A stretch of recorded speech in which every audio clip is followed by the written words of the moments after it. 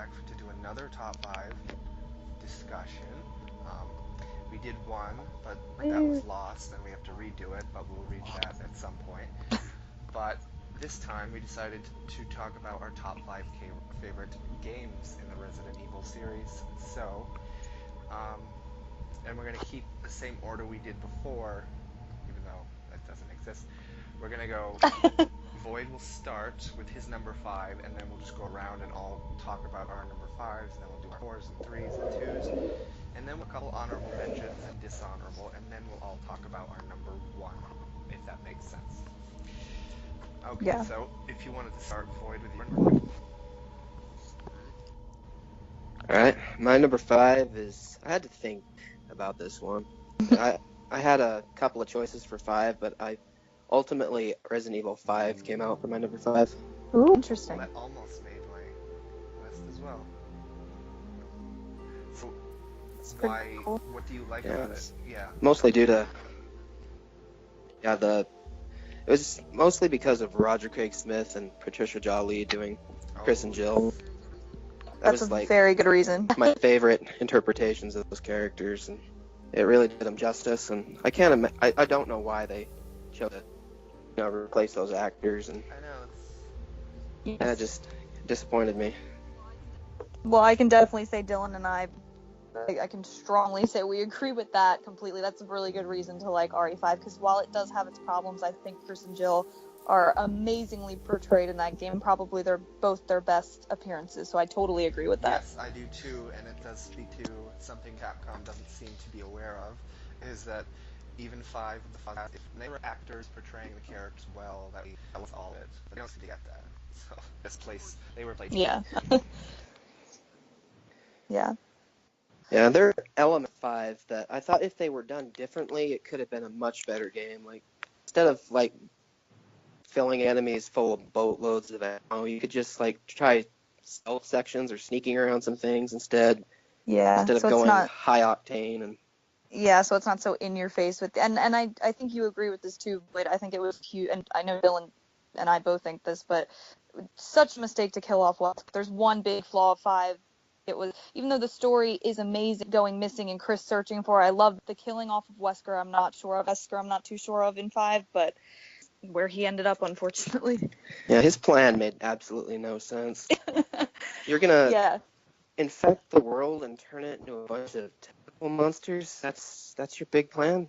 But remember his line that they want you to think it's justified when he says every day humans come one step closer to self-destruction, and he's not destroying the world, saving it. He turned into a big super villain, I guess is the word, which I didn't really like, but now the whole world is a bunch of spaghetti monsters.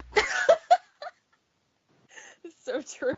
Ouroboros was always kind of, I always thought like a weird, like since we're on the subject of 5, just real quick, I always thought Ouroboros was kind of I don't know, probably my least favorite of all, like the viruses or whatever. Like even Las Plagas was, I think, more original and just cooler looking. I just think everybody turning like spaghetti, it just looks like moldy, dirty, black spaghetti is what Ouroboros looks like. And all the spots were bright orange. I never understood that either. Like every time you fight anything Ouroboros, like its big weak spot would just glow orange, and I'm like, what? So yeah, it's another kind of downside to it.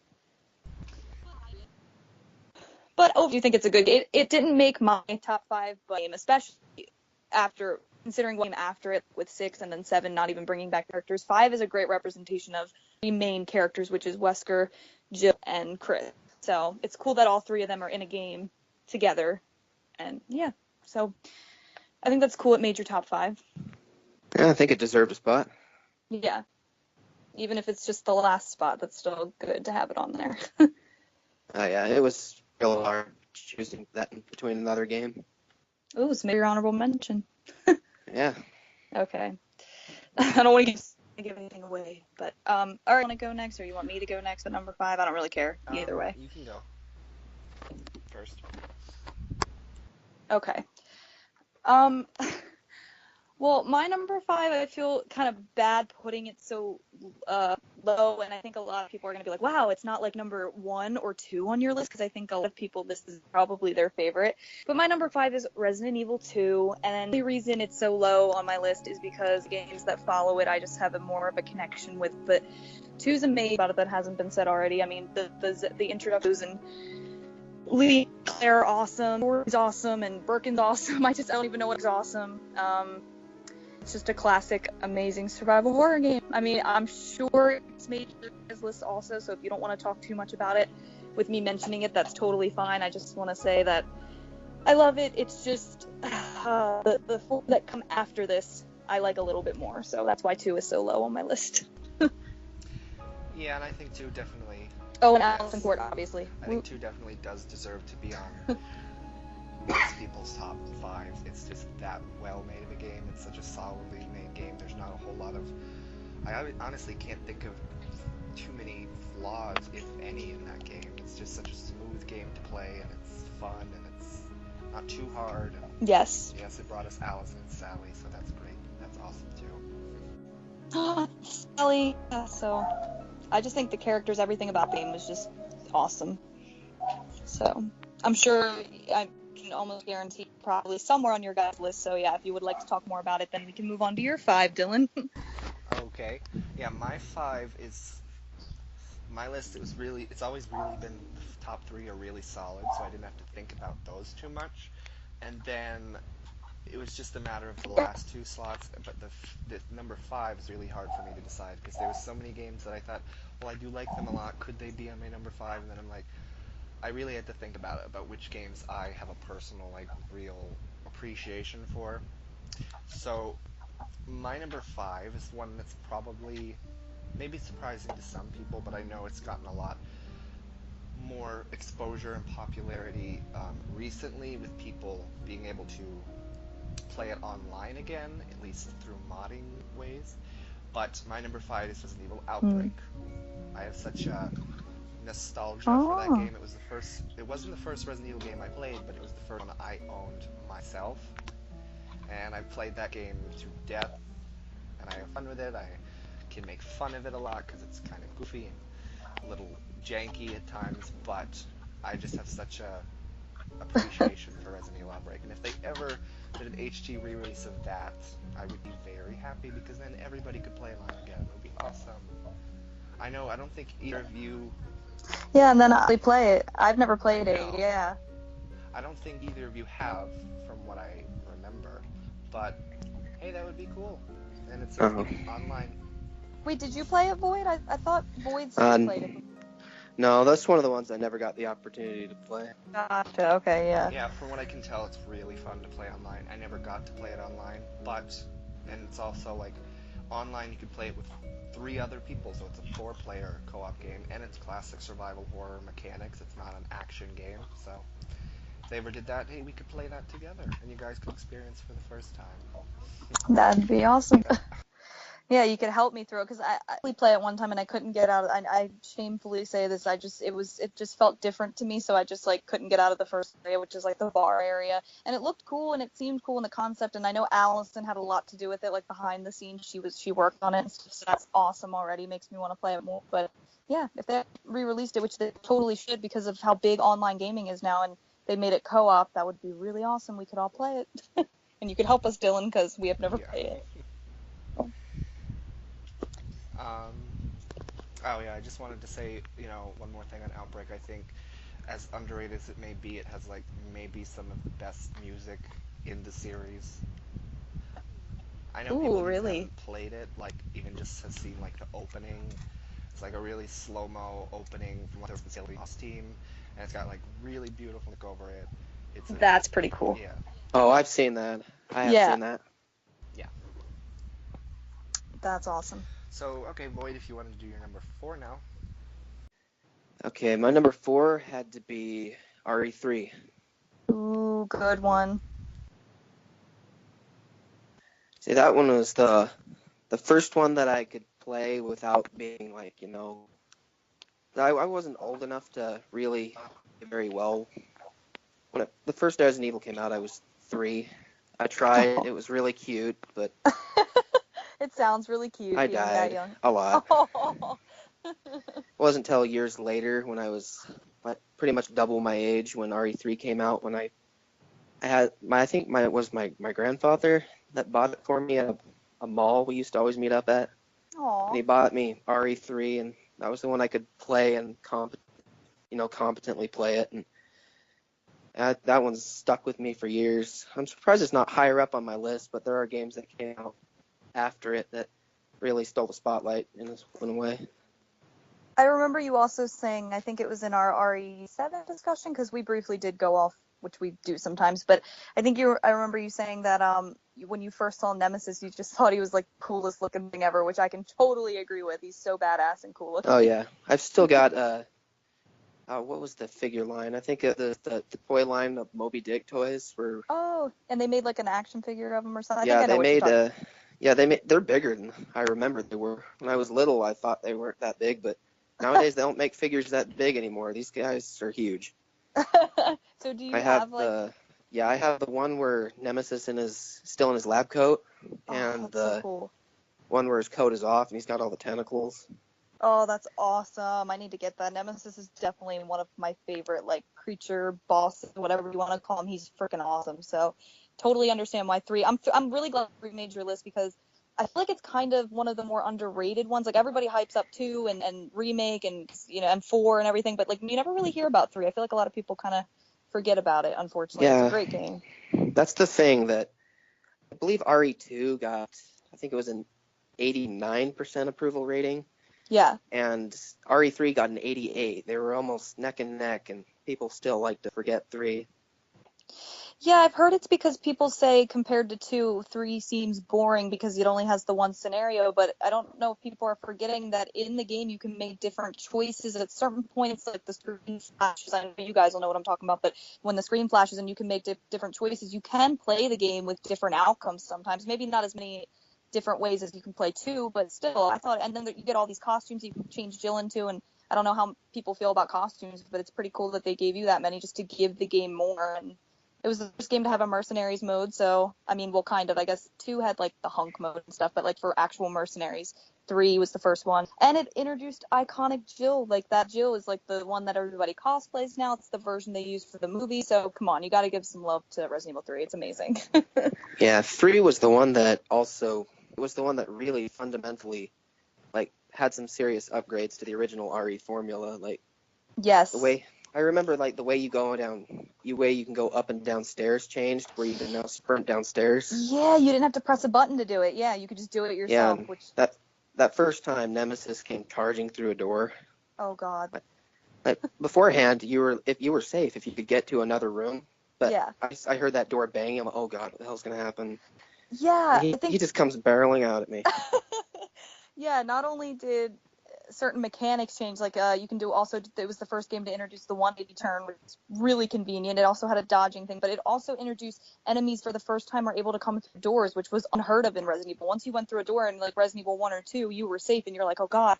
But like with Nemesis, he could just fucking come right through a window, right through a door, and like that stars, like that voice, they've not been able, Dylan and I've talked about this before, and you'll probably agree, Boyd, I don't think they've been able to replicate that voice of Nemesis. Like, that stars from the original. I know it's a game that came out in the 90s, but how awesome and creepy does that sound when he's, like, behind you and he says stars? It's like, oh, my God. Freaks me out. He didn't, the voice actor didn't go generic, big, thug kind of voice, like Incredible Hulk. Like, whenever someone sees Nemesis, they imagine like the Hulk or the Thing from Marvel talking, and like, why? Yeah, I know. Dylan and I always talk about that they changed it so drastically, like in recent re-release, like in Umbrella Chronicles was the first one to bring Nemesis back, and his voice sounds really robotic and like just it just sounded subtle and creepy in 3, and I don't know why they haven't been able to. I know, and in ORC, doesn't he just sound like he sounds like a big angry guy just shouting at you, I think, in ORC. Yeah, he's like, stars! Yeah, he just yells it. So. Yeah, to me, he always. Have you guys ever played Gears of War? Yeah, briefly, but yes. And Dylan, you have? No, but right? I've seen my brother play it, so. Okay.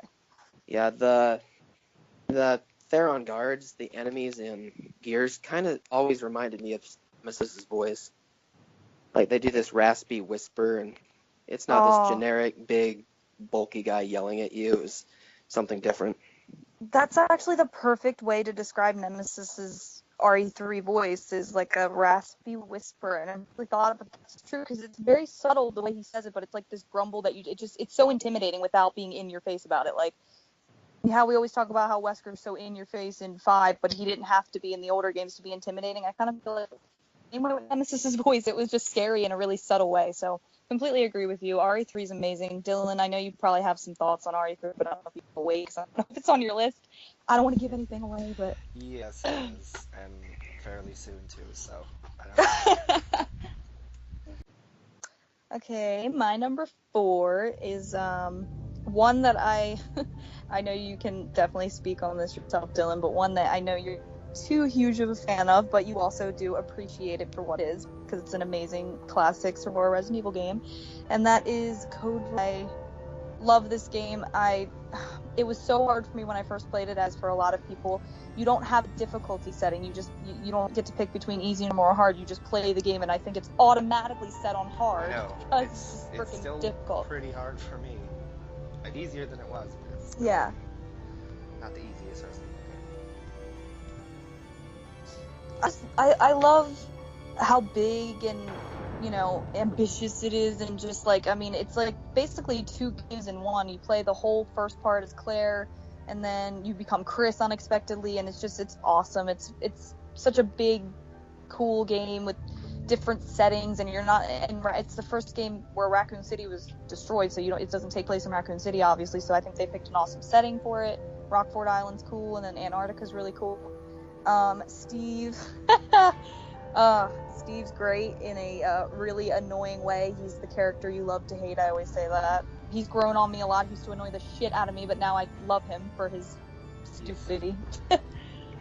So, and it's Allison Court, so come on, gotta love it.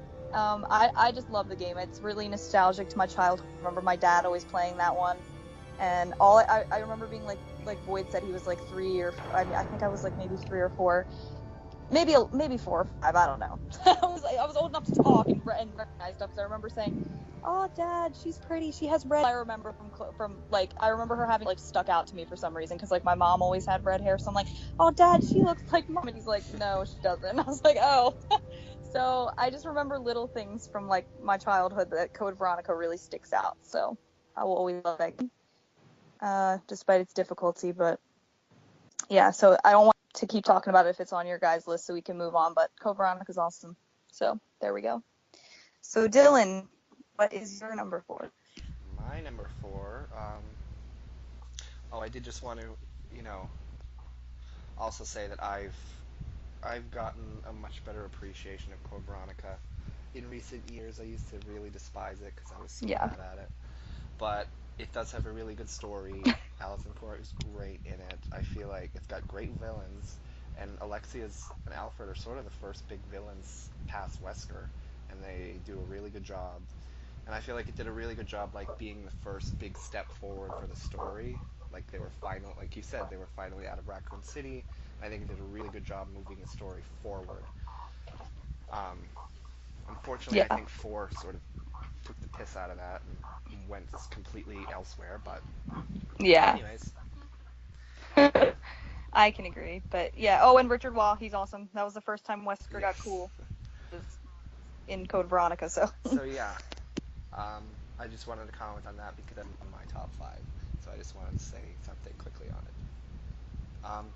But my number 4 is the Resident Evil.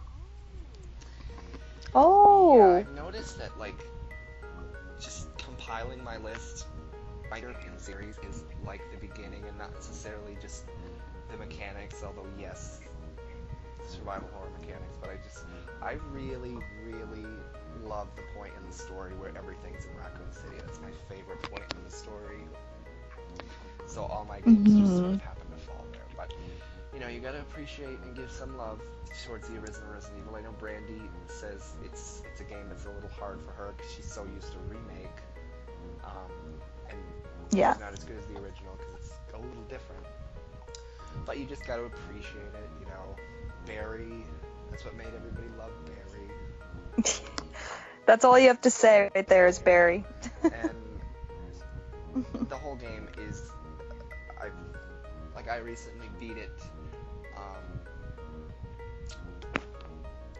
maybe twice or almost twice with each of or once with Jill and once with Chris, on the DS version, just because I've never played it on that version, and I recently got it, so I just wanted to try it, and it made me sort of re-realize how much I do like the original game, and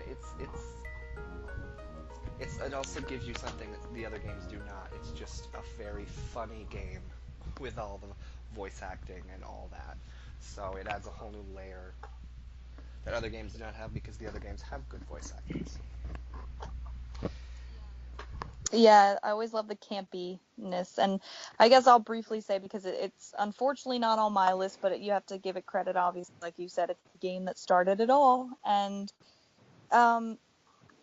I don't know, this is going to sound really dumb, but it's honestly one of the games that I know I'm going to get so many people making fun of me for this, and you guys are going to be like, what? But it's honestly one of the games that scares me the most, and the only reason is because that is the game that gave me nightmares as a child. Like, I remember when my dad would go outside the mansion and you would hear those dogs howling. I was literally terrified of dogs as a child because of Resident Evil. And I grew up, obviously, and I'm a huge dog lover now. I have 2 dogs, and I love dogs. But as a child, I didn't want to go near a dog because of Resident Evil. Whenever he would go out of the mansion and you would hear the dogs howl, I still get chills when I'm outside the mansion playing RE1. Now, as an adult, I'm 23 years old, I still get the chills and like, oh God, I got to get out of this area. I don't like the way these dogs sound. Like, it freaks me out. So it's definitely because of my childhood, I think. And hunters freak me out in that game. I think they're way harder to kill in that game than any of the other ones. Like, yeah, throw me hunters in remake, throw me hunters in Zero, but if you throw me hunters in the original, that game scares me. I know it's bad. It sounds bad with all the bad graphics and how far it's come and the voice acting, but it freaks me out, man. It's my childhood. Don't make fun of me. But it's a great game. I mean, and can we not forget the amazing music changes that they made in director's cut. Terrible music. Yeah, the one thing I remember about the original PS1 Resident Evil was those crows in that game do not fuck around. I have never encountered, like, in all the other Resident Evil games, the crows aren't that big of a deal, but they kill you so fast in the PS1 original. Yeah, Those things, they don't mess around. You saying that too is making me remember, like, there are just certain enemies that I feel like are a lot tougher in those games that in other games it's like, oh, okay, a crow, I'll just walk by, or a dog, I can, like, maybe avoid it, but, like, in the original, man, all those enemies are just way harder. I don't know. Maybe it's just, I don't know. Maybe it's just me. Maybe I'm just bad at it, but thank you, Boyd, because I think the enemies are just a lot tougher in that. But it's a great game. It's the original. Yeah, it's I the best. remembered when I played it recently, just a single zombie bite on Jill, like, full health down to, like, orange caution, which is kind of ridiculous. So I will agree. Yeah. The enemies just seem to do more damage in that game. I don't know. But still a great game. So I'm glad it's on your list, Dylan. I didn't even think about that one. I know it sounds terrible. It's just like I always play the remake, but it's good to give it a shout out at least. Cause I think the reason behind that is the remake introduced new difficulty settings. And one of its settings was, what was it? Survival mode or... Yeah, where you play and the item boxes aren't linked and you also don't have auto aim. It's a lot harder than like any of the other. The difficulties automatically set to hard. I think we're reading somewhere that was the original Resident Evil 1's go-to default until fans like threw a fit and said change this for the remake. Oh wow. That may explain why a lot of the enemies are harder, because I think the game's default settings were a lot harder until they changed it for remake. Wow, that's interesting, because that would make sense. I mean, because that also makes sense because the director's cut I feel like is a little bit easier. I feel like if you play the original, I own both the director's cut and the original for PS1, and I've noticed when I play the original with the good music and everything, it's a lot harder. Like Dylan was just saying, one bite and you're down on orange caution, but then I've noticed when you play the director's cut, it's not as hard. So maybe they changed it from releasing the director's cut because people were complaining. I don't know. I just know that the original's really hard. I got to a point one time, Dylan and I were playing it. It was probably like a year ago now, maybe 2 years. Dylan and I were playing it together, talking on Skype as we were playing, and I got to the end of for the Tyrant fight, and I could not beat him because I ran out of like health or ammo or something, and it was to the point where I was like, wow, I literally have to give up because it's hard. And I shamefully admit that because, I mean, I'd like to think I'm pretty decent at the Resident Evil games by now from playing them so much, but the original still proves very difficult for me, so that would make sense that it was automatically set on hard, I guess, which, yeah, seems like Code Veronica's the same way, so. Yeah, and knowing how you play, Brandi, you don't, like, I'm the kind of player that will give up really, really quickly. So if that game made you give up at that point, I remember it was not fun. I don't think for you. I was a little stressed, yeah.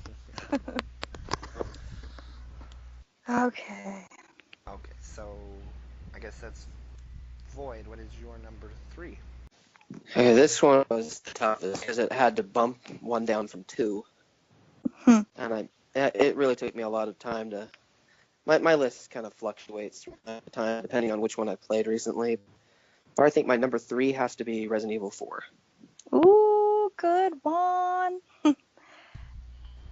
And what exactly do you like about 4? I know there's so many things, but in your personal opinion, what makes 4 so good? It's the fact that they did choose a different direction in that. Some people weren't happy with it, but it wasn't completely action like RE6 was, and then RE5 had some horror elements, but not many. But RE4 seemed like a perfect blend of horror and action, and it wasn't actually bad action. It was tense action that had some kind of clunky controls, and it still felt very much like a horror game. Just you could do a lot more because Leon's trained a bit. Yeah, and I completely agree. The villains I feel had the most sensible, diabolical plot. Like it could actually work. Like the whole cult and like infecting Ashley and stuff. Yeah. Yeah. So Ashley could go infect her father, then they could control the UN and eventually the world. But then Wesker's plot in RE5 is turn everyone into spaghetti for some reason. I can't even add any more because you just nailed it. I think 4 is the perfect blend of action and horror. I know some fans don't like it to this day because it just, quote unquote, changed the formula, but it was still Shinji Mikami too. We always have to remember that it was the last game before Shinji Mikami left Capcom, and so I think it still had that feel to it, that Shinji Mikami. Like it still had a great atmosphere, like when you're creeping around the woods and stuff in the village, and then even some areas in the castle, like the Resident Evil mansion a little bit. So I totally agree. I think it was so innovative, so different, but unique. I love that game. So possibly coming up to it on my. So maybe I'll talk more about it. But yes, and I will definitely agree that whatever action they added to the game in 4, Shinji Mikami just nails atmosphere every single time. So that game, while it isn't one of my favorites, I really do enjoy it, and he just knows how to craft a really well made and a really enjoyable experience, I think, with all of the ones he's directed. So, and I love that they totally. That they bring back Ada, and that it's still Sally Cahill, and although why Leon isn't more surprised that she's alive, who knows? That's weird, but it's and true. Bowser's a pretty good new character. Ashley can jump in those dumpsters and stay there forever, but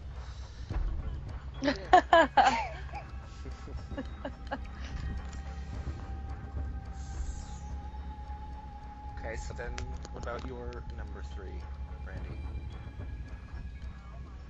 Well, mine is the same as Void's. It's RE4. That's why I don't even know what else I can say about that it. Makes me Void nailed curious it. about what your number 2 is, because I thought number 4 would be your number 2, because you and I share number 1. I know that, but it's interesting. Yeah. Oh, Dylan, you know me so well. I'm sure if you really sat and thought about it, you can probably think about what my number 2 is that I haven't said already. But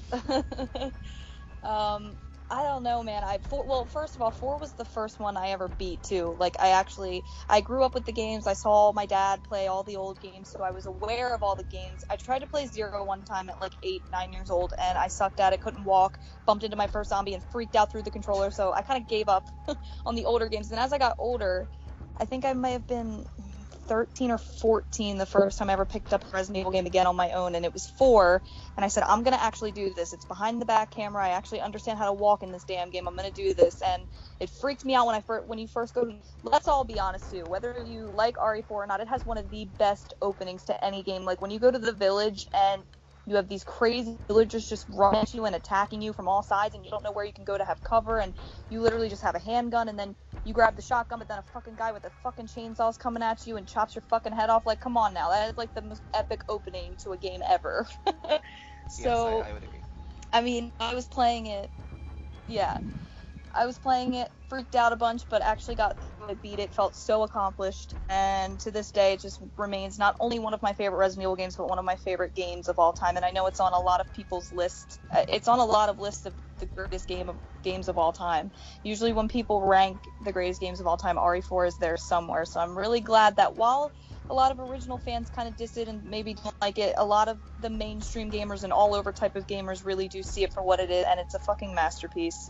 Shinji Mikami definitely went out on a high note, so I love RE4. And it's the best version of Leon, I'm just saying. Paul Mercier. Matthew Mercer has nothing on Paul Mercier. I'm sorry. Because he also did the Merchant voice, and the Merchant's the best, let's be honest.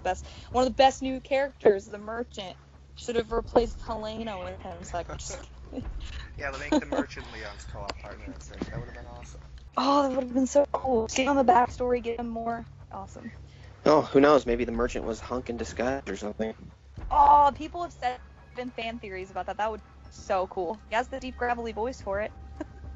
So I think Hunk's been voiced by the same guy ever since the beginning. that's one that always kind of pissed Dylan and I off, though, because even though it's cool that he had the same voice actor, it's like, come on, you can bring him back years and years, like time after time for such a small. I know he's a popular character, Yeah. but And like we've also talked about this, it's cool that he has a consistent voice actor. That's rare with Resident Evil.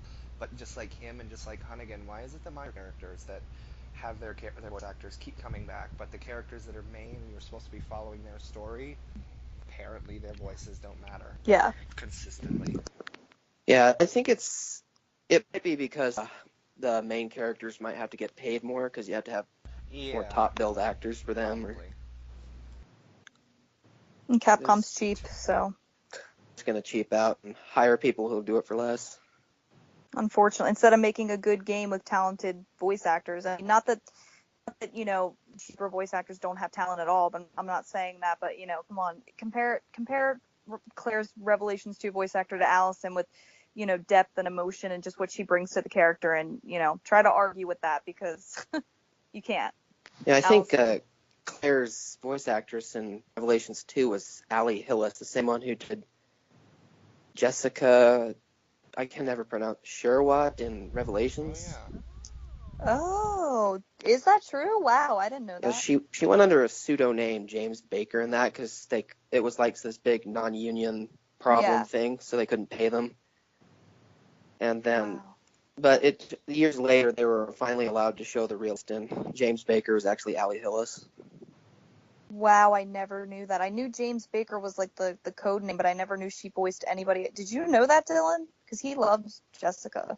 Yeah, So I I'm think surprised. I've heard that in some places. That's interesting because just thinking about their two voices, she must be a good voice actor because when I hear maybe it's I hate Claire so much in Revelations 2 that I don't automatically think of a character I like, even if they share the voice actor. But Yeah. it's interesting. I remember thinking it was either Allie Hillis or Bailey because both of them have worked for Capcom in the past. One of them, but then it turned out to be Allie. A lot of people were thinking it was Laura Bailey because she's like a big, huge, but she did Helena and Angela from Yeah, and Degeneration. she So I was was Sherry in give Dark her Side, back. so I think she's been one too many characters in the Resident Evil series. So she's a good voice actor, but I don't think she needs to return to the series. Yeah. Well then, Dylan, I guess you're the last one for number 3, right? Did you say number 3 yet? No, we both said 4. Yeah. My number 3 is Resident Evil 3. I just think, Ooh. I mean, you both have already, well, no, Void did. Void talked about it, and we all talked about 3 for a little bit. I don't know, 3 is also, I don't think 3 is as, I don't want to say as well made of a game as 2, because there's really not too many flaws with 3 either.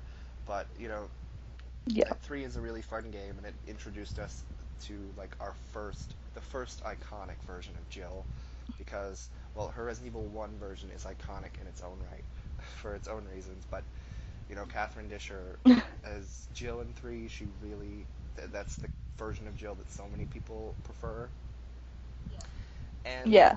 you know, you can't underscore just how well they did bringing in such a big, like, intense, threatening creature that just pursues you everywhere. They did a really good job with Nemesis, and he definitely makes that game. And I will give Capcom credit for never really bringing him back outside of, you know, retellings and things like that, because he's really popular. So I always expected Capcom to do that, and it would have lessened him and probably 3. But yeah, 3 is also one of Yeah. my favorite games as well. Just that classic Resident Evil formula, when they tack on a well-made Jill, and then Nemesis. Nikolai is also really cool. I don't know. Oh yeah, Nikolai would be a cool villain to bring back. I know we've talked about that villain, but Nikolai's Yeah, he's really still cool. alive, technically, so bring him back. So Stop introducing new villains like Simmons and bring back Nikolai. yeah. Oh god, don't even say Okay, that how's name. Carla work for you? Is she better? By an inch, maybe. Oh god, maybe an inch. Yeah. But yeah, that is my number 3. So, Cool. yeah, Void, then what's, I guess, your number 2? My number 2 is Resident Evil 2. Oh, cool. Woo. Yeah, that was Surprise one number that. 1. Yeah, the reason it was really hard for me is it was a toss up between 4 and 2 for me for spot on number 2, but ultimately I had to go with 2 because I had more of a connection with that one, and yeah, that was just the one that I played the most when I was like little. Even after I bought 3, 2 always had that feeling. Like I got that one from my grandpa too at the mall, Aw. and yeah, he's spoiled me rotten every time I went. And that game just brings back so many memories and just yeah. Definitely layered in nostalgia, that game. Yeah, it had such a good scary atmosphere in that. Yeah, definitely. And the music helps a lot. Like the music in the police station main hall, I always love that. It's so eerie, and there's always like the saver music in that game isn't quite uplifting and pretty. It's got like kind of an eeriness. I think all of them kind of do, but I love 2's Savern theme. It's probably my favorite. And I don't know, 2's amazing. Yeah, 2's save room music and 3's both. The first one was more of a peaceful, like, sigh of relief thing, but Yeah. 2 and 3 have like this sense of tragedy in the background because the whole city is infected. Yeah, and it makes you like, oh god, am I actually safe here? It gives you like a sense of dread and worry. And yeah, now I want to go play. That part in where you first encounter Ben Bertolucci in the police cells. Oh yeah. And then he's like, it's going to come back. You're going to lure it right to me. And I had no idea what he was talking about. I hear this roar. And you see Birkin's eye open up. Oh, my God, what the fuck is that? Exactly. It was the first, like, real grotesque, I guess, type. Because, like, in Resident Evil 1, you did have, like, the hunters and the zombies. And Plant 42, you had some big things. But Birkin was, like, the first, like, thing with, like, that's walking around. And it's not quite as pursuing as, like, Nemesis was. But, yeah, it's really kind of like, whoa. And since we're on to, I don't think 2 needs a remake. I know that everybody's hype about this remake, but after hearing about Allison, I'm just getting less and less excited for it. And it's like, why fix something that's not broken? It's a perfect game. Why kind of mess with it? So, I mean, it's interesting maybe to see how they'll do it, but I don't know if you guys want to share your thoughts on that since we're talking about 2, but... Yeah, it's probably going to be in first person, and Allison's not going to be a part of it. It's going to lose nostalgia. I'm probably not even going to buy it. I'm probably going to be so disappointed by it, I'm just going to have to drop it altogether. Game. Yeah, I feel the same way. with all that, no Allison, probably first person and whatever. It's like, what's the point to there's no point to remake it at this point. But 2 is already really good, and but if Allison was back and if I would definitely have more interest in it if she was in it, and we knew a little bit more on it. Oh, did you guys Totally hear about agree. that? I think I told Brandi about it a while ago, but they're working on a Resident Evil 2 board game, which is kind of funny, and I wonder how that would work. Yeah, that Yeah, that is funny. but maybe we can play that and imagine we hear Allison, her voice, as we play Claire. Yeah. Coming through. Yeah. She's the best. Yeah, like, no thanks. I don't want this first-person remake. I'd much rather have a board game. So true. I don't know. I'm not opposed to a remake. I guess it's as beautiful as they made the RE1 remake. I think that's a amazing survival horror game. 2 has the potential to be good, but not in the way is now in present time. Like, I don't know. Maybe if it was made years ago when like 0 and the remake of 1 came out, or if Shinji Mikami was still part of it, I could have a little bit of hope for it. But at this point, it's like, no Allison. It's just sad.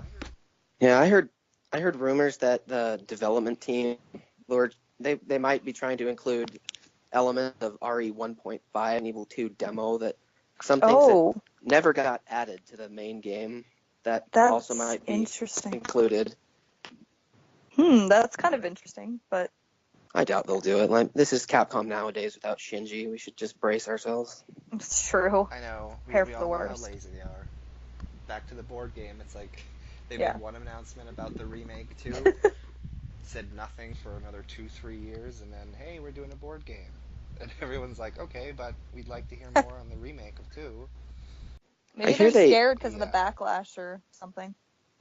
Yeah, I hear they did something similar to, they had their game series that they promised another installment of, but that they never followed through with it, and they kept fans waiting for years, and they just never said anything about it. Can't remember what it was. I think it was Mega Man something. Oh, Capcom? Yeah, that sounds like something they would do. So I wonder if this remake is even happening now, or there hasn't been any word on it since when? Since it was announced on August 12th, 2015, I think. Jeez. Yeah, Wow. but It's been for 2 years now. Yeah. I think they probably still are doing something with it because, again, we knew none of this from them, but with Allison's videos, she talked about how, they contacted her and they already went ahead with recording or whatever without her or something, so they're doing something with it. I don't know, so. Bullshit. Yeah. Yeah, it's just without Allison, I don't really care.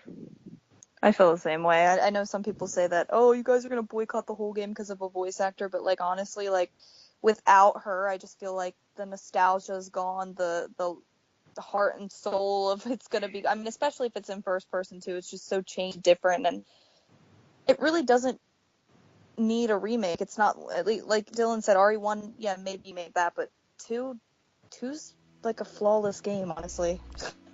I can't think of anything that's really flawed or bad about it. Yeah. And as far as, like, we definitely all agree with this, that, like, more than any of the other characters, Claire is not Claire without her voice actor, so Yes. they already proved that to us in Revelations 2. That's not Claire, so down to personality and everything else, so why try it again? Remember, hashtag not my Claire. And we got a witch instead. The big nose. Uh, Tobey Maguire. Transvestite Tobey Maguire with. That's hilarious. I know we went on about 2, but kind of have to. It's Resident Evil 2. But my number 2 is Resident Evil 3. Dylan, you should have known. I love Resident Evil 3. After you said, think about it for a second, I did, and I realized, oh, you haven't mentioned that yet, so, duh.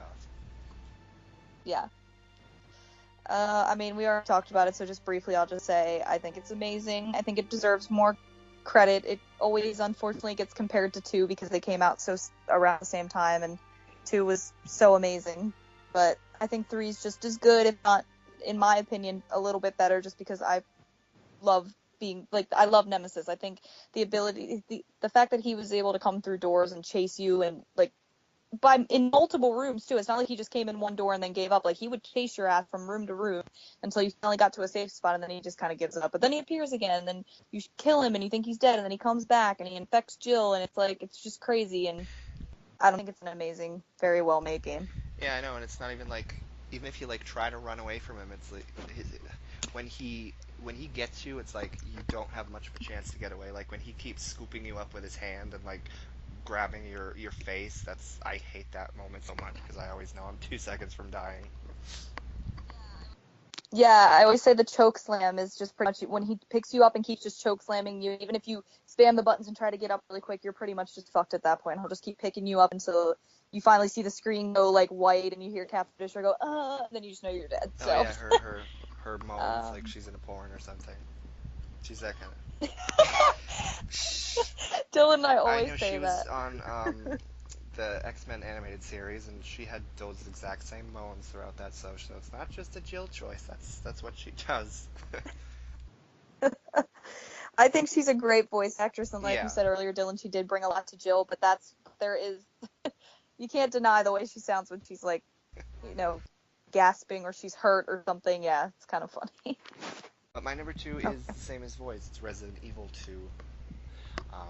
I found it funny how my list goes like, number 3 is number 3, and number 2, But, yeah, I don't know what more there really is to say about Resident Evil 2. I just think it's a perfect game. There's so many in games in the series that it's like, oh, do I want to play that? No, I kind of dread certain parts in it. I like it, but do I really want to put myself through that? But 2 is just like such a breezy game. It's like you can enjoy the story. You don't have to be too concerned about dying. It's got great, it's got a great voice cast, even though I hate sometimes people they talk about bad Resident Evil voice acting, they lump Resident Evil 2 in with Resident Evil 1, and it's like, they're kind of a different caliber, but okay. I mean, it's got its campiness, and it definitely, there's some line delivery where you're like, but like, yeah, for the most part, it had Sally Cahill, who's fantastic as Ada Wong, Yes. Allison Cord, who is a legend in the series, and even minor characters. I know you and I always talk about, Dylan, that Annette, and God, I forget it. Yeah, I should have remembered, because it's like Jennifer Hale. I think she has an amazing voice actress. Like, her voice just reflects all this, like, horrible crap that she's gone through. She, like, when she says Sherry's name when she's like dying, you're like, oh my god, like, I take that game very seriously. I don't think it's as funny or campy as RE1. It has its moments, and Leon Haddad, he's still good. And we have to mention our favorite moment with Ada, when Leon introduces himself and she just puts up her hand like, whatever, I don't care. It's like, I believe I didn't introduce myself. I'm Leon Kennedy. I'm with the RPD. And she literally just shrugged and she's like, whatever. Oh, I do. I love it. Yeah, the other voice actor in that, I think his name is Rod Wilson. I think Rod Wilson. He did Marvin Brannig, the officer that was on the floor. He was also Ben. I think his best work in RE2 was definitely Ben. You really got the sense he was an average Joe that was really scared in the cell. And I totally agree. But I never knew he did both. That's really interesting. Wow. And he does a little bit better, I guess, as Ben. But like the fact that he did both and I didn't know just shows like he's versatile. So that's really cool. Yeah, and then there's Gary Crawford, I think, who did Brian Irons and Robert Kendo. Yes, I actually listened to a podcast he did. He was featured on a podcast. They're called Crimson Head Elder. You should totally look them up, Boyd, whenever you have a chance. Like they are fans just like us, and they do a podcast, and they have some really good connections because they've gotten really obscure, awesome voice actors from the Resident Evil world to come on. Like I think they've like Alexia from Code Veronica. They've gotten some more popular ones too, though, like Allison Court and Sally Cahill. But they just like connections. They actually got him, guy who, what's his name again? Gary Crawford. Yeah, they sit down and talk to him, and he's so adorable because he's a lot older. I think he even says in that podcast he was born in like the 1940s, so he's like, I barely remember the game, but I'm just really glad. He's basically saying he's like glad that it touched a lot of fans and stuff, but he doesn't really remember a whole lot about it. But it was really cool, and they asked him how he liked to play like a villain, and it's pretty cool. So he's really talented. I love. Yeah, that Brian Irons, like, he does such a perfect job of like, you're not quite sure if you can trust him, and then you see that torture chamber, you're like, yeah, I shouldn't have trusted him. He's so creepy. I know that the taxidermy stuff, and when he has the mayor's daughter, oh, he's so creepy and just weird. You just get this sense of like, ugh, like I don't want to leave my child alone with him. Sherry, get closer. Like he's creepy. Yeah, in the Dark Side Chronicles, I think he was voiced by J.B. Blanc. Yeah, I feel like aside from Yeah. the main characters, I think the side character that kind of lost a little bit of depth in Dark Side. I don't think he's that. Yeah, good. JB is a very good voice actor. He's probably my hands down favorite voice actor for Bane in any Batman game. And you Yeah, said he's Irons in Dark Side.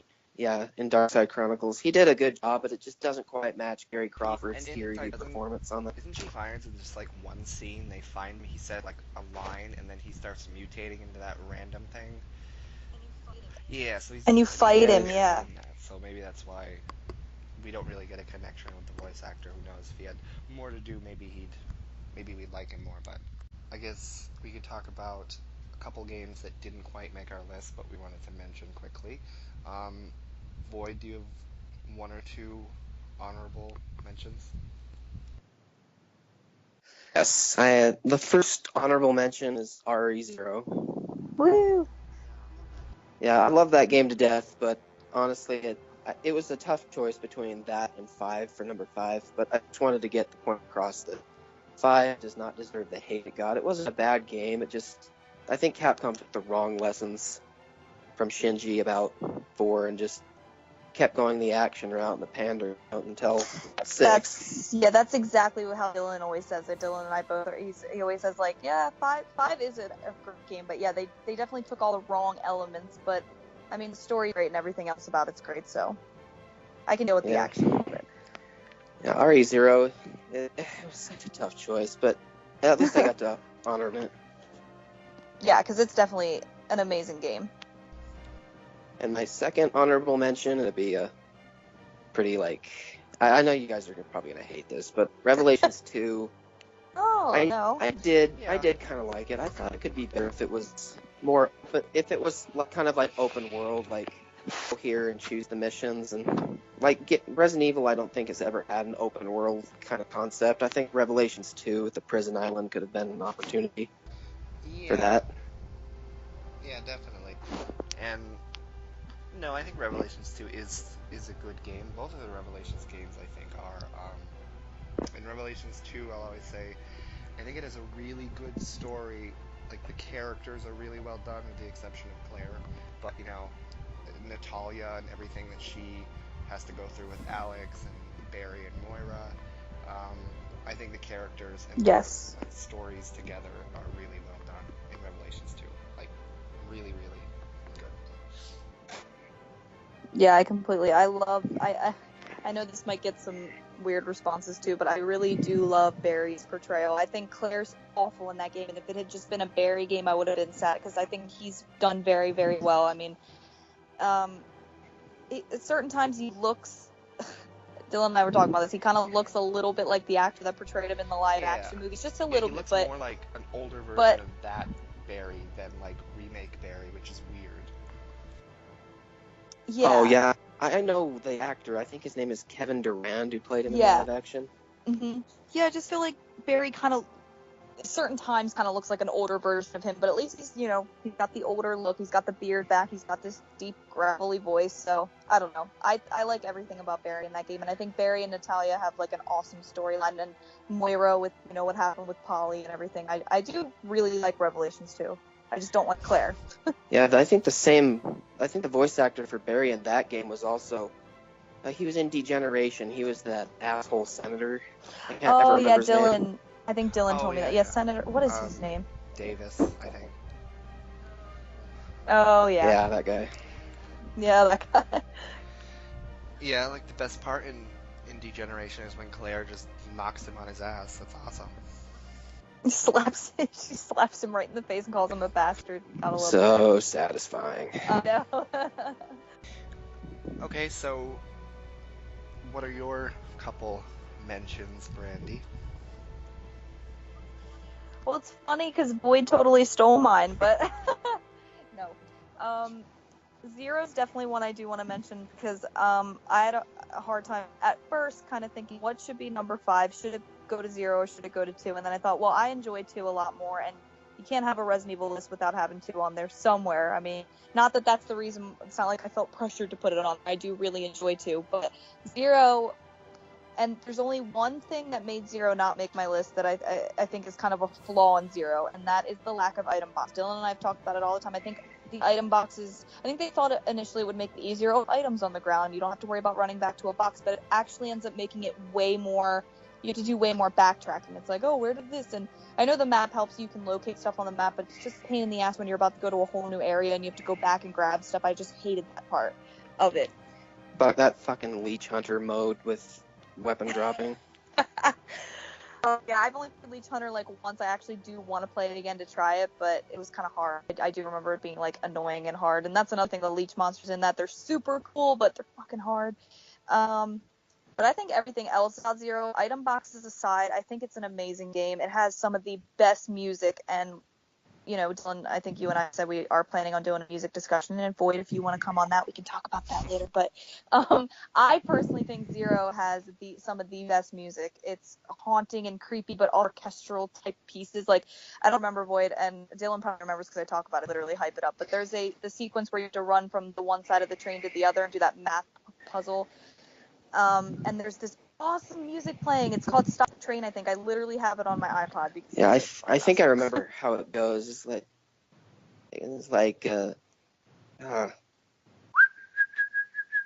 Yes, you got it. Yeah. You just nailed it. I love it. Oh my god. Yeah, I literally downloaded it and put it on my iPod because it's that fucking awesome. And there's also a sequence where you go to save Rebecca when she falls down like a hole when she's hanging there, and you hear her say, "Billy, help," over the radio, and there's a similar song. It sounds like Stop the Train, but it's called Adrenaline Rush. I think I have that one too. Also the main hall music, when you're in the training facility, fucking awesome. I could go on and on about the music all day, but 0, and the atmosphere's on point in 0, obviously, and the graphics look a lot like remakes. But I heard somebody point out one time, and I actually agree with it. Like, remake is amazing looking, but 0 might be even a little bit better because there are little subtle things in 0, like where it's not completely pre-rendered and just still. Like when you're in the train and you walk by a window and you can see rain hitting the window, or there's a part in the train where you walk by like a sink full of dishes and the dishes are and the water's like moving a little bit because the train's moving. It's like little things like that really make the atmosphere that much better in 0. Yeah, I remember a music track that really stuck with me in that. I can't remember. I think it plays twice in the game. I'll probably know it. I love that game. I think it was once in the church, and then once in it's right where I think it's in the same place where the eliminators are, and you find that note of test subjects that were deceased. Oh, it's like a piano type of. Is it piano? It has I can't. It was really it felt very serious and somber. It had some piano, but it was mostly like like cello or something. Oh, I'll have to look it up. I probably do know it. There's so many really great songs in that. You listen to it and read off all the people that died on that file, it just gives this somber feeling. It gives it, yeah, the atmosphere is so good. And speaking of the train, hold on.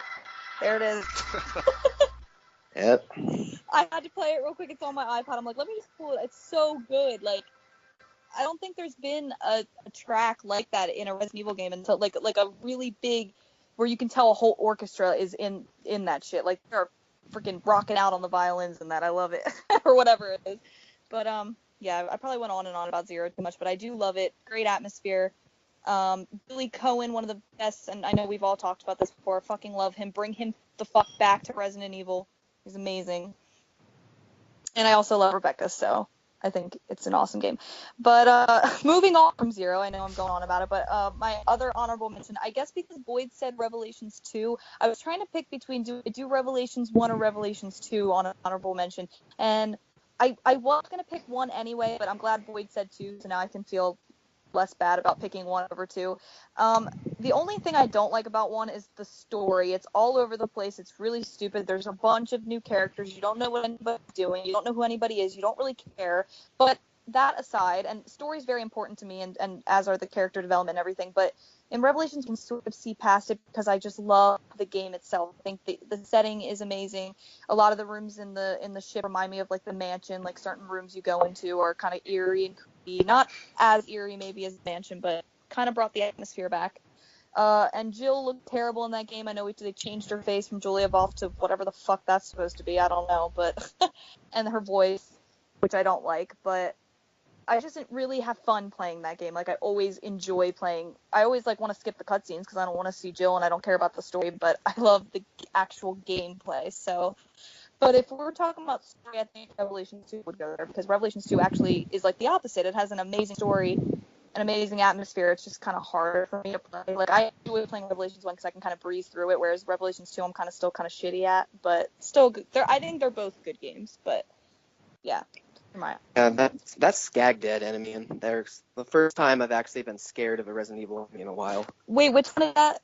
The one that it's Mayday, Mayday. Yes! Oh my god, thank you. Thank you for reminding me too. I need to talk about that for a second. That freaked me out so bad, and I was talking to Dylan about it, and I just said it's so eerie that you can hear him chanting and talking like he still thinks he's human. But and then when you shoot him, sometimes doesn't he say that, like, I'm still human, but he's not. It's so creepy and sad almost. It kind of does bring you back to the older games.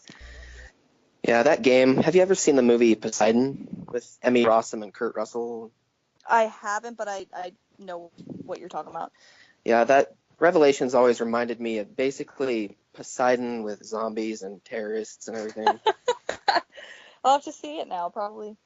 They're probably similar. But yeah, the Mayday guy, I think I forgot that's what his name was, but yeah, he like made, as soon as I went in there, I was like, okay, this is what's making this game enjoyable for me. They actually got me kind of freaked out right now. Like when I went in there and you hear him, like, I don't know if you hear him through the walls or however you're hearing him, but it's so freaking creepy. And yeah. Yeah, and definitely. I think I looked like a little bit more on him on like the wiki, and how you were talking about how like he's saying like he's human or whatever, and that's really creepy that maybe he has some consciousness in there, but I think the wiki says that he's not, and he's not conscious at all, and he just has like a tiny bit of like brainwaves that are just making him say these things, so that's even a little creepier. And that makes it even... he's not, he's just saying these things, but he's not actually, you know. Yeah, Revelations was also one of my honorable ones, but so I guess I can just add on to it. I think that game, I used to not like it for whatever reason, but now when I play it, I actually have a lot of fun with it for the most part, so that's kind of cool. It's been a while since there's been a Resident Evil game that's both fun and scary, which is pretty cool. Yeah. Did you have any other honorable mentions, I just had Dylan? 5 because, you know, like we've talked about, the story and the characters are done really, really well, and it is a fun co-op game. It's just, they do, I think Boyd talked about this, you know, they sort of take the wrong things away from 4. You know, they don't focus on the atmosphere that Shinji helped build and create. They mostly they take the action components, and that's it. So there's no atmosphere for the most part. It's just action. So in that sense, it's not a good Resident Evil game, really. But the story and the characters are really good, and besides killing off Wesker, obviously. But well, it's funny how we can forgive certain things, like for certain games, like I was just talking about with Revelations 1. I hate the story. I don't like the characters. I think Jill is done terribly. I do like how Roger Craig Smith is still Chris, but even Chris kind of seems a little distracted and like one note in that. I don't know why. I just think the writing was just not good on the first Revelations game, but it still was an honorable mention to me because I just enjoyed it so much, and it did bring back the atmosphere. So it's funny with 5, we can forgive the fact that, yeah, it doesn't have a great atmosphere, it's a lot of action, but the story is so good.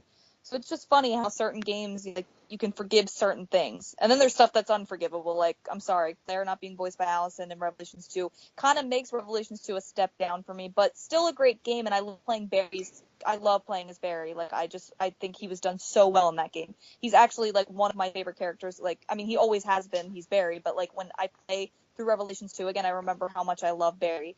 So, but Claire not being Allison is kind of, but... Yeah, and then um, even you were talking about like we're able to overlook things, and it's like with Revelations, yeah, sometimes, Sometimes. but it's like back to five. Patricia Jolly and Roger Craig Smith have such great chemistry together, and their scenes are amazing together. Yes. And then you still have Roger Craig Smith, but then Michelle Ruff in Revelation, they have no chemistry Oh yeah. whatsoever. It's like they're not even Yeah. friends. It's just Yeah, it's like two strangers. It doesn't seem like they've known each other for years or cared about each yeah, other. I totally agree. I yeah. don't get the sense of like, oh, they're best friends. And Yeah. just one more thing on Revelations, I will say that the characters I have grown to like Parker and Jessica at least. The rest of them, whatever.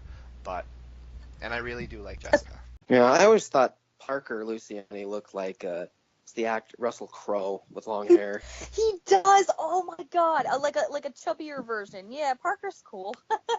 That's really funny. Oh my god. Parker's cool. I always liked him. Jessica has grown on me. She's a pretty good, like, villainous bitchy, if you like that sort of thing. I don't like Raymond, though. Carrot top, redhead guy. I think his look is just outrageous, and it just looks like it's there to stick out to you, but it doesn't. It just feels really weird Yeah. and out of place. He looks like Chucky. Oh, And that's then great. who else? You have like Boobzilla, Rachel Yeah. with her boobs Boobs. hanging out, her hair's Rachel. in her face, and it's the dumbest design I've ever seen. It's really bad. Yeah, Quint Ketchum, that annoying guy. Oh, he God. sounds like Chucky. Like Raymond Like looks like Chucky, but Quint sounds like Chucky. like the voice actor of Chuck. I swear to God, Brad Dourif. It doesn't say so in the credits, but I swear to God, I will testify in court to that. I'll have to re-listen to it because that's hilarious, and I love the Chucky movie, so I'll have to listen closely and see if I can hear a similarity. That's hilarious. Yeah, Brad Dourif does do games. He was in Dishonored. He was a character called Piero Joplin. So Wow, so possibly could be him. I'm gonna look into it. it's probably just a pseudonym. He's lying. He's lying. He doesn't want to be associated with that terrible character, so. I wouldn't either. Oh my god. All right, Dylan, I know we're like going on and on, you poor thing. You're going to have so much editing. So do you want to just skip to all our number ones and we'll briefly talk about them and then maybe do like a dishonorable mention at the Yeah, well, we could quickly mention our dishonorable just so we could end on a high note with our number ones. That's Yeah. a good idea. So, Void, if you had one that you wanted to trash, I guess. Oh yeah, that's got to be 7.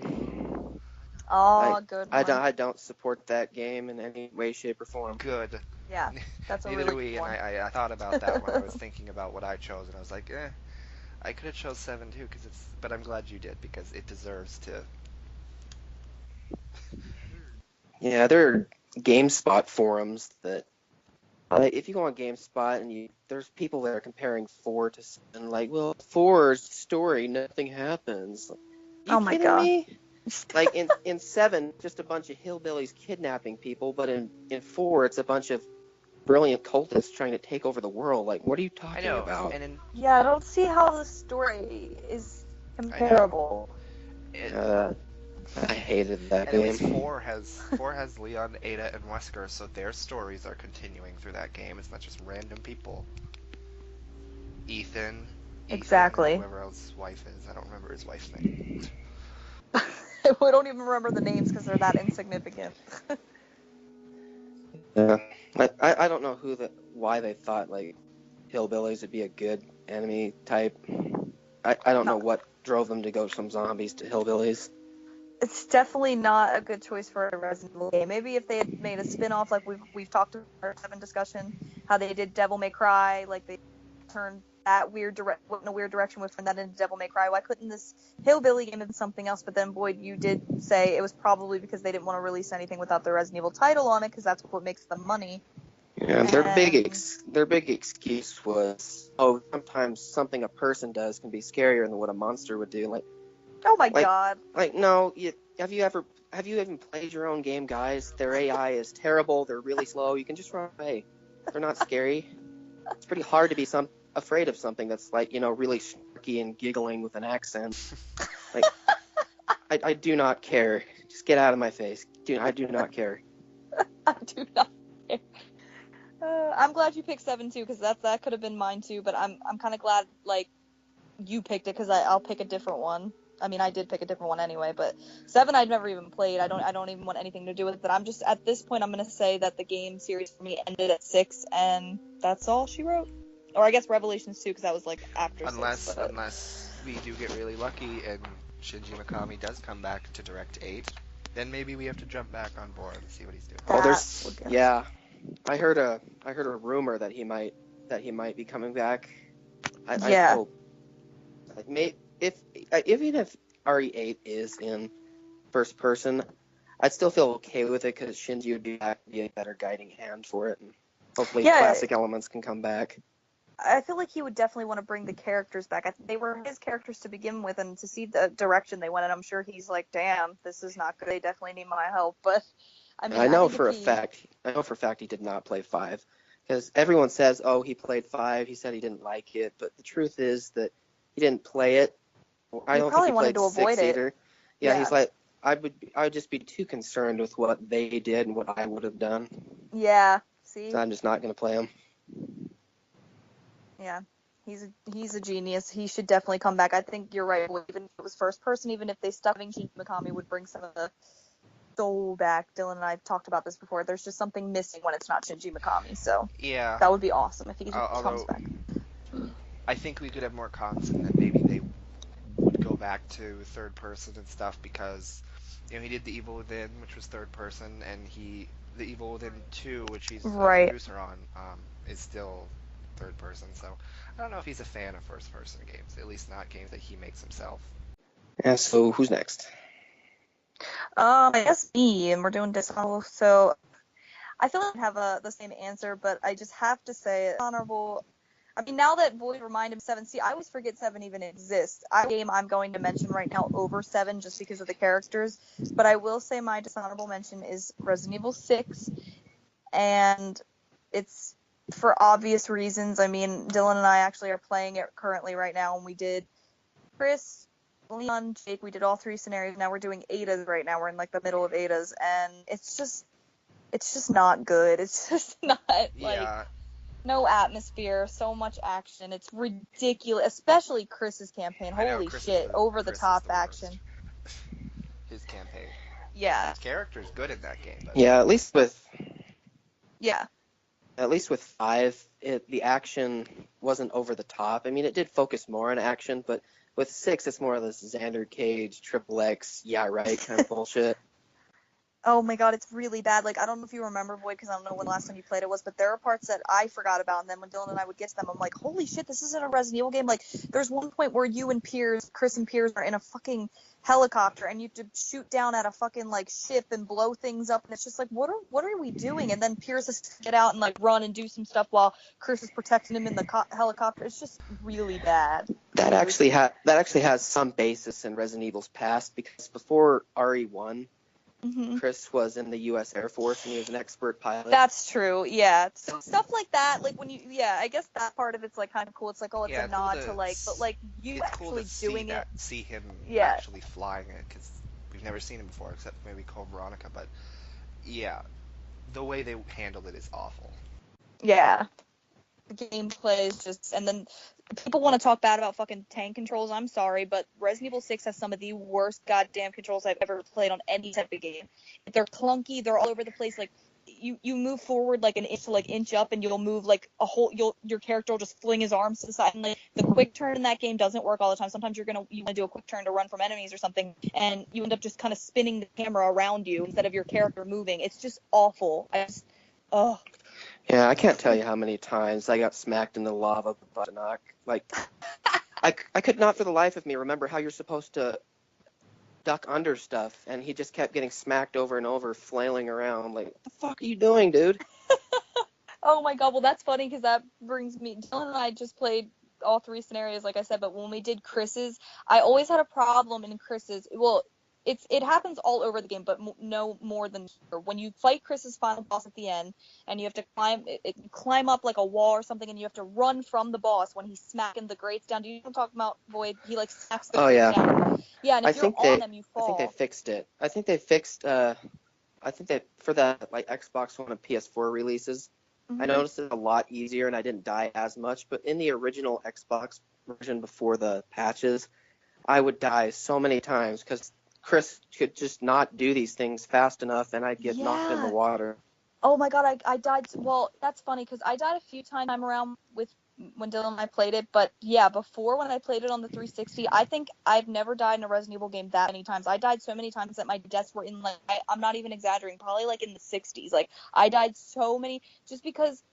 And then when the camera's in front of you, you have to hold the stick down to run forward. It's like this big action game. It's so bad. And tank controls around. I'm like, oh god, go play RE6 and then bitch about tank controls.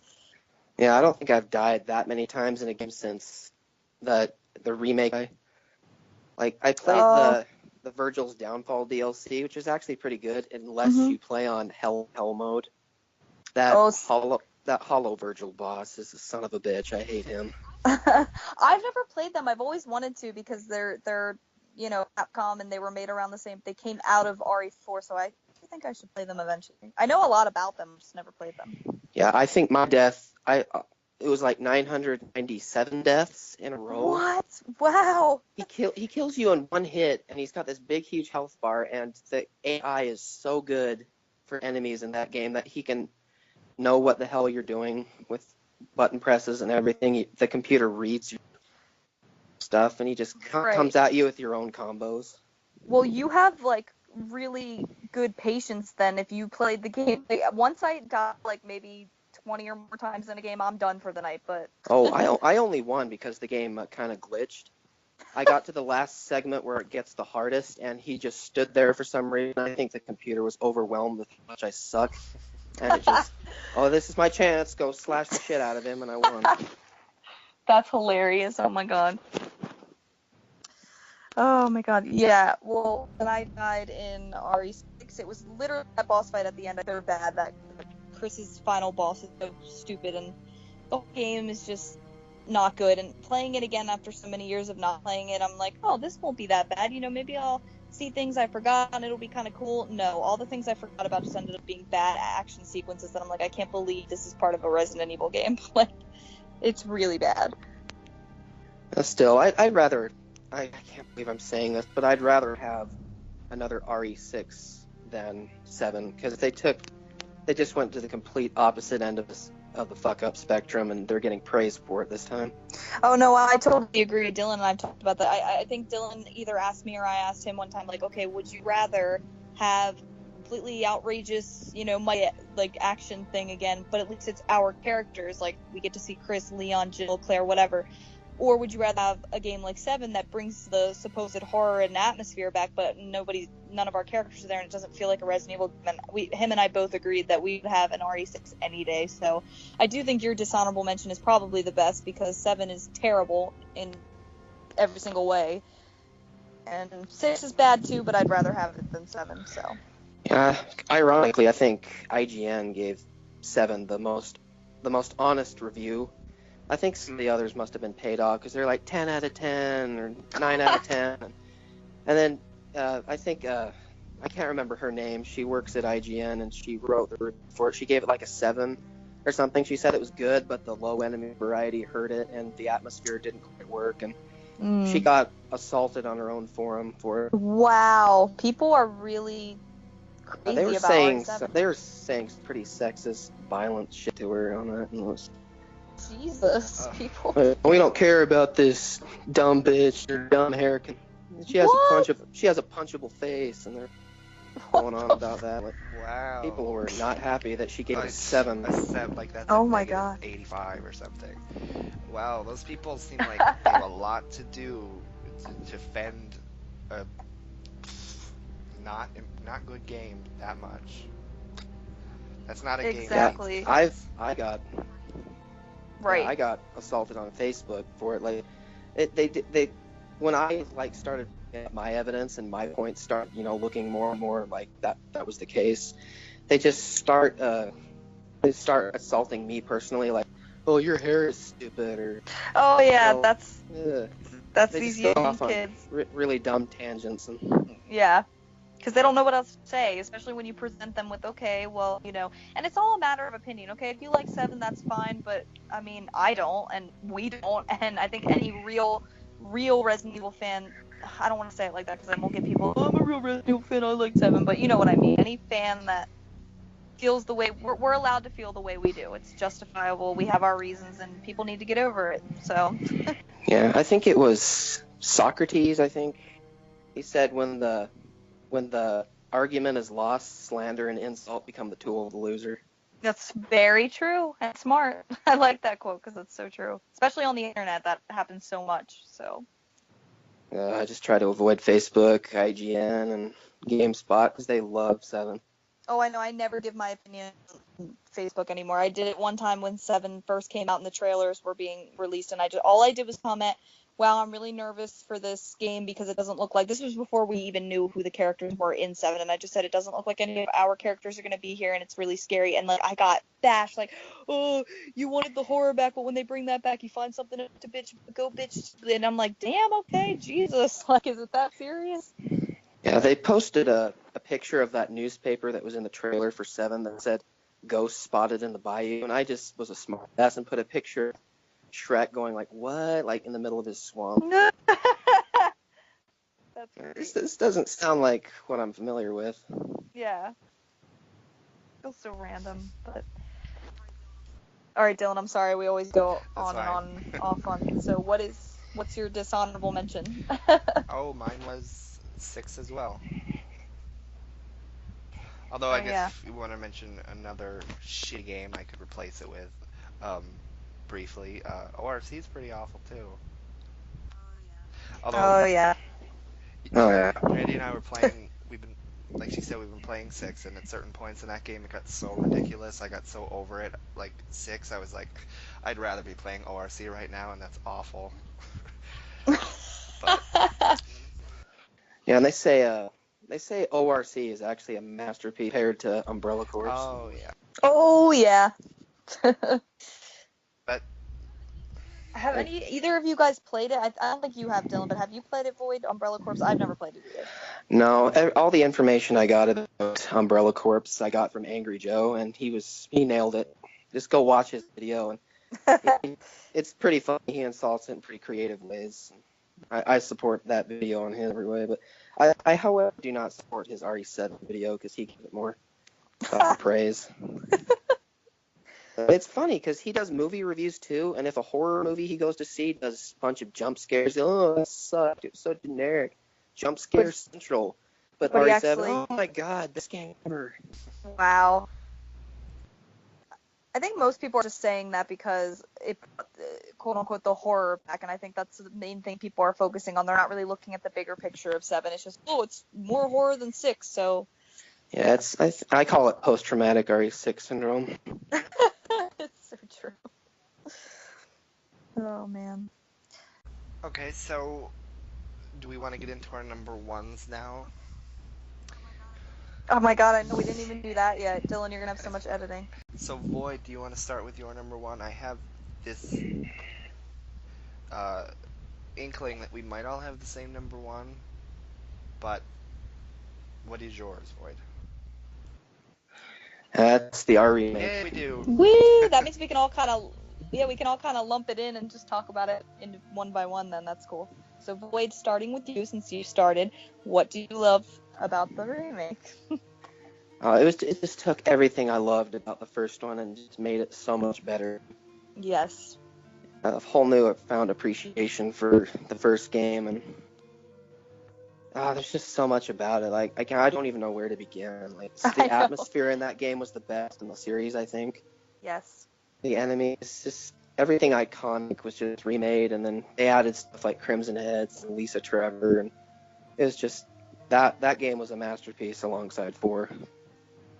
I agree, and that's another one that Shinji Mikami directed, so that's awesome. I mean, he always had a part to do in all the games, but directed were RE1, the remake 4, so if you look at the track record, he's directed all the really good ones. So I agree. Remake, I don't even know what more we can say about it. I praise it all the time, and I will always praise it. I think it's just the best example of what survival horror used to be anyway, and what it should still be, but it's just it's flawless to me. I don't think there's anything about the remake that I could be like, no, they could have done that. Like, it's just amazing.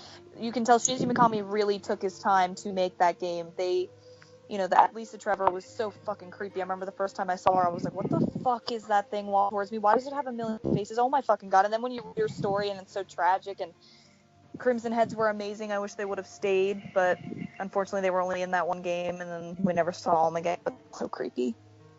Yeah, I like how they expanded on that Umbrella Corps with Wesker killing, being the one to truly kill Lisa. Oh, you mean Umbrella Chronicles? You said corpse. Don't say that. Corpse. Oh my gosh. It's been a long day.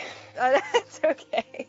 Yeah, I know. When he's the one that finishes her off in I think it's like the main hall too, of the mansion he's at or something. I forget, but yeah, he just really cool. Wakes up after being impaled by the tyrant and just goes on a rampage. I just thought that this is awesome. That's where I thought it was Richard Waugh voicing him. Then I saw in the credits DC Douglas. Who the fuck is that? I know. Oh my god. That proves that DC Douglas does really well in that game, because I for the longest time didn't even know it wasn't Richard Waugh. So he does a very good match to Richard Waugh in the Chronicles. So. Yeah, I get the feeling that DC is a really good actor, and he's a super nice guy if you've ever seen him on YouTube or on Facebook. Yeah, he does a lot of things for like he goes to cons and stuff, and I've actually seen that he reads like fan fiction sometimes. He'll do panels where he actually reads in the Wesker voice. I'm like, that's awesome. He does. Yeah, he does. He finds some of the raunchiest fan fiction sexual stories and just reads them as Wesker. It's hilarious. Oh my god, that's like a dream come true fangirl. So. Yeah, I get the sense he understands Wesker as an actor, but whoever wrote RE5 did not understand him. Yeah, definitely agree. I think DC just did what he was told to do. Yeah, completely agree. He did amazing, especially in Umbrella Chronicles. So, but yeah, remake. I'm so glad we all have the same one, so we can add and talk about it. But Dylan, I know that remake is also yours. So, aside from saying exactly what we just said, what do you love the most about the remake? Like I mentioned it earlier when I was talking about like 2 and 3 and like how I couldn't really think of any flaws in those games. Remake is a completely flawless game. It's I remember there was a review. I can't remember who it was, but I always remember this just because it perfectly describes the remake. It was some reviewer, IGN, GameSpot, something like that, and they said when they reviewed Remake that it was Capcom. They took their Resident Evil format and they perfected it in just every single way. So there's nothing really. Yes, completely. Game. I really would have to really stretch and reach to try to find something negative to say about that. I mean, the characters are great. All the voice actors are great. Remake has a really underrated voice cast. If you think about them as a completely whole, agree. Yes. Think about 5. Roger Craig Smith, Patricia Jolly, DC Douglas to an extent, Excella's voice actor, who I think is Nina Farron. Oh yeah. But Remake and 2 has a great cast, but Remake has a really good voice cast, I think, and they do the characters really well. Yes. The game's just perfect. Yeah, I don't think there's anything more we can say about it. I mean, it's got the perfect atmosphere. I know people always rave about. I mean, especially comparing Remake to games that are even made today, and we're talking about a game that, and I'm not even just talking about the HD re-release. I'm talking about the GameCube version of Remake looks better than some games made today. I don't know how they did it, but those pre-rendered backgrounds, holy shit. They look like they were taken off of a movie set or something. It looks so realistic. There's one hallway, and you guys know what I'm talking about, when you walk up and your shadow's on the floor, and there's a slightly swinging chandelier, and there's a bird cage there, and that's where you can pick up some ammo. I know that because I played the game so many damn times. But yeah, and there's a stairway there. It's just such a creepy, eerie game. It's not scary in the way that 7 is, where things have to jump into your face. It's just so subtly creepy. You're creeping around a hallway in the mansion and you hear a zombie in the distance moaning. It's just so that type of horror that I love and enjoy the most. With 7, like it's got the same atmosphere as RE1's. No, it doesn't. The atmosphere in 7, they hardly use ambient music in 7. Wow. And that's where most of the fear comes from in the HD remake, and in the original is the ambient music. And am I just gonna have to take this hit and save my ammo? But in RE7, you can just run away. They're slow. Am I supposed to be scared of? Oh look, dirt, mold. I'm so fucking scared. Oh my god, that's true though. People underestimate that in games like back then, especially in all the old Resident Evil games, but especially in remake, you really had to like save your like resource. Like, okay, do I shoot this zombie? But if I shoot this one, then am I going to be able to kill the next one in the next room? Like, which one's more in my way of where I have to go next? Should I? And like, burning them because Crimson Heads in remake, like, oh, do I have enough kerosene? Or, oh god, did I leave a? I remember when I first started playing the game, and I'm like, you walk into a room and you would just hear that running, that shuffling noise, that something was running at you. Holy shit, I almost peed my pants several times, and I'm not exaggerating. Like, I dropped the controller and like screamed and like freaked out the first time I encountered it. You've left a body there for a while, and you go in. You can look at the body and know if you walk over that body, it's ready to just jump up. It's got its claws ready, it's exactly. red, and get the fuck out of that room. Yeah, they actually turn red too. Like, I mean, the whole name Crimson Head makes sense, but it's like they actually start to change and morph and turn into these freaking demonic ass fucking zombies. Like, holy shit. And also, we were talking about enemies going through doors, even though RE3 was the first game to really do that. Remake kind of has it. I don't know if you guys remember, but you'll walk by certain doors and you'll see it moving, and you're like, what the fuck? And then eventually this dramatic music cue will come in and something will come through the door. It's so fucking creepy. I remember RE2 did something similar. Like, if opened a certain door outside the police station, this dramatic music plays, and these two zombies come in from the dark. Oh, yeah. I know what you're talking about. Where it plays a dramatic dun-dun. Yeah, dun-dun. Yeah.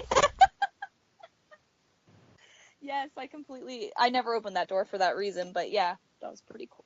I've been playing the real survival mode for Remake, and I was playing it earlier today, and just more than once hard. I would have to leave a zombie in a room because I didn't have ammo to deal with it, and within like a minute I'd be in the next room, and I'd see the door getting banged on or whatever. So... Oh, it's so creepy. Once I just walked past and it just busted open. Yeah, just the game. That's good. That game hasn't scared me in a while, but it actually was starting to scare me. Yeah, we've played it so much it barely does scare me anymore either, but there's still certain moments where I feel like that's one of those games where even if you know it back to front, which I do, I know the game completely, you still have to be careful because it's a game that it can still scare you even if you played it 1,000 times. So yeah, those fucking sharks. When that music comes on. Yeah, I do not like sharks. And just I knew what was coming the second I heard that. It sounds like such an old theme, that boom boom boom boom. Like, I love it. It's so pretty. I always love it. There's water. I'm like, yeah, there's gonna be a shark in the next room, isn't there? Oh, I know. And then that terrifying music plays when you go into the door and you're running in Remake and you have to run to the door, and it's when the big shark chasing you and this dramatic music starts playing. It's so scary. It always to me sounded like a. No, I was just gonna say for the longest time I would have to get so scared of that music I'd have to like mute my TV when they start chasing me, and so it's pretty effective.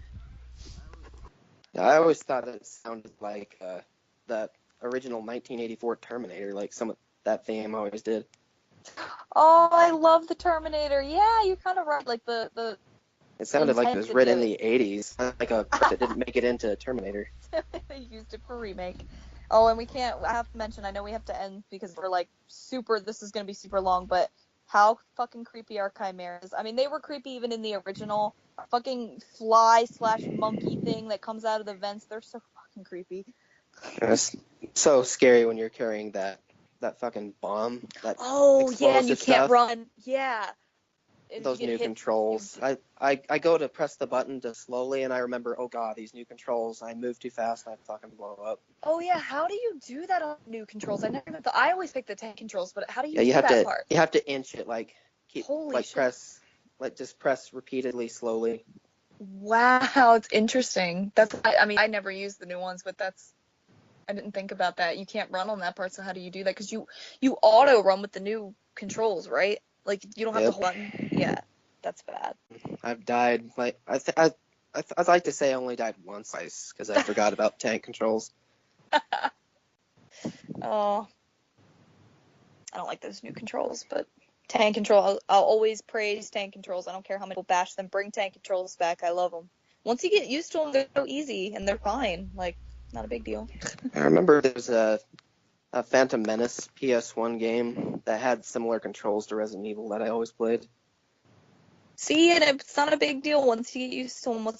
People are always like, oh, they're so bad, I can't walk. And like, I'll try to introduce my friends like to Resident Evil, and I'm like, oh, you should play this, and they sit there and play it for a second. They're like, I can't walk. I don't like this. This is stupid. I'm like, oh my god, it's people like you that force I know, Capcom to and then change just think of this. Like, 6. no. We always talk about that. And it feels like you're How controlling clunky, like yeah. cooked spaghetti or something. You're so wobbly and slopping all over the place.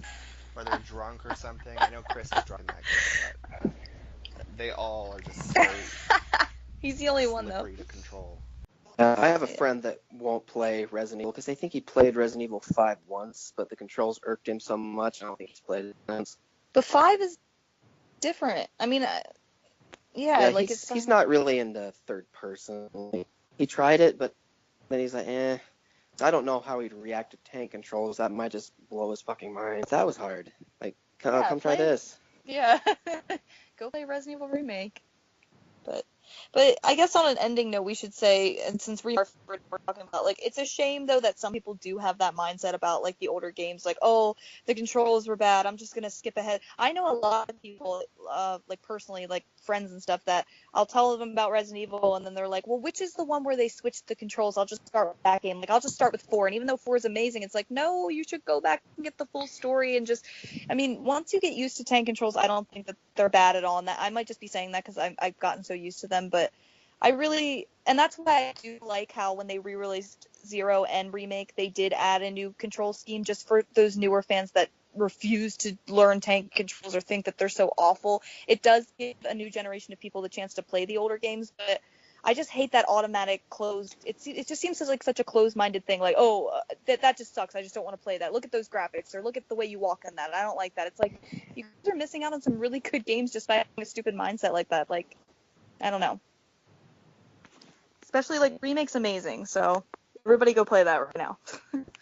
Yeah, and I feel like the controls are not really an issue with fixed cameras. The controls work really well with it. Sometimes in the newer games where they have, tank controls but they still have over the shoulder, it's really awful. Yeah. Yeah, I noticed that in 4. You can still move similarly to the older games with the D-pad. Oh yeah.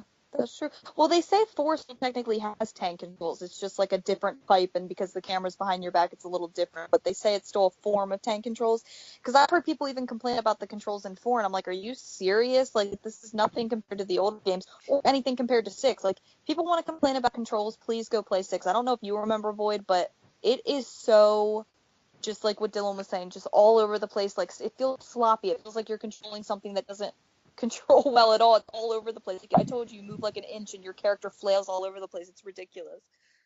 I did get killed by Ustanok a lot in that lava room.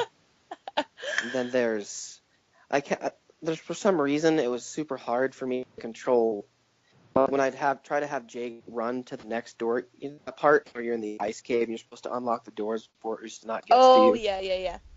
On professional, that is so fucking hard, and the fact that Jake tries to do all these weird fucking moves when you just want him to run.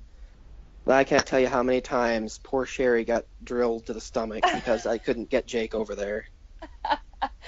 Poor Sherry got her killed. Oh. Yeah, because, well, the controls are so slippery and so bad. You try to do something and you end up doing something else. It's so awkward. Like, you end up rolling on the floor and it's like, no, I actually just wanted to run to the other side of the room. Oh, now I'm on the floor. Oh, now I'm getting killed. It's like, they're just really bad. People that complain about tank controls, go play Resident Evil 6. That's all I'm going to say. Yeah, Revelations 2, I feel, is a simplified version of RE6 controls that actually work. Yeah, actually, Revelations 2, I think, has some of the better controls. There's actually a dodge mechanic that works really well. All you have to do is press, like, the circle button or the B button for Xbox players, and you do a dodge out of the way. It actually was really helpful for me when I was playing. So Yeah, the first Revelations, dodging only works like 20% of the time, I swear to it God. was bad. Yeah, you had to like do a combination of buttons or a certain way you would move to dodge. I hate the dodging in Revelations 1, so to give it a button in Revelations 2, I think was really cool. And it helped, but all right, we're going off. We always do, Dylan. You're gonna have to edit, but do you want to end it in any certain way, Dylan? Well, we finally finished a top 5 that I promise I will not lose or accidentally delete, so that's pretty cool. So we did our top 5 games. We're gonna redo our top 5 characters at some point, but yeah, these are fun. Being able to go through all of our, we have different opinions on certain games and certain characters, but it's kind of cool that we all have the same number 1. That was pretty cool. That should prove right there how amazing the game is. We will be back soon, I'm sure, with a new top 5 and new discussions in the meantime. I have one that I'm going to upload tomorrow, even though this will be up way later. But, yeah. Oh, I guess you will hear from us. Yeah, and Also. yeah, Void will definitely be back. He's going to probably do most of our top 5s with us because it's just fun for all 3 of us to go around. So thanks again, Void, for coming on. We love having you. So Yeah, it's been a blast.